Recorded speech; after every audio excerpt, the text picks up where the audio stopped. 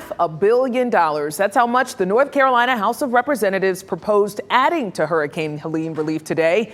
It's a lot of money. However, it's also significantly less than other Helene proposals. WRAL state government reporter Will Doran has been tracking all of the competing plans here, joining us now live from the legislative building. So, Will, let's start with the new Helene plan out today. It's been kind of difficult to follow. So what stood out to you in this plan?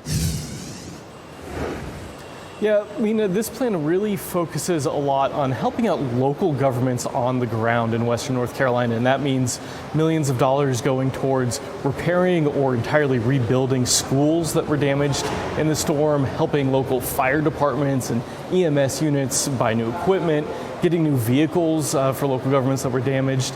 And then there's also a lot of money in here for nonprofits that are helping with the disaster response and for businesses that are struggling to stay afloat since Helene. You're reporting that this plan also has the least amount of money for dedicating to Helene aid. How do they all stack up? So far, the state has spent little over $1.5 billion on Helene aid. And the State House, the State Senate, Governor Josh Stein, they all agree that we do need to do more, but there's broad disagreement on exactly how much more we should be funding right now. Governor Stein recently put out a plan calling for $900 million. He's a Democrat.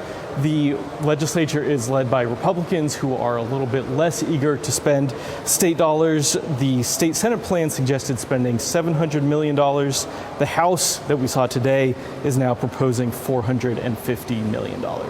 Bottom line is the folks in Western North Carolina need help. So what needs to happen for state leaders to reach a deal and get more aid flowing to that area? Well, we're here at the legislature right now where they are in the middle of negotiating a new state budget, and the Helene aid is likely to be wrapped up in those negotiations, which are also going to include deals on tax cuts, teacher pay, things like that. But that's also likely to still drag on into the summer, possibly months. So we're going to be watching closely to see not just how much money eventually gets spent on Helene aid, but also how quickly that happens. Okay, Will, thank you so much. It's also important to note lawmakers are expected to debate this proposal later this evening. So for the latest, go to the NC Capitol section of WRAL.com.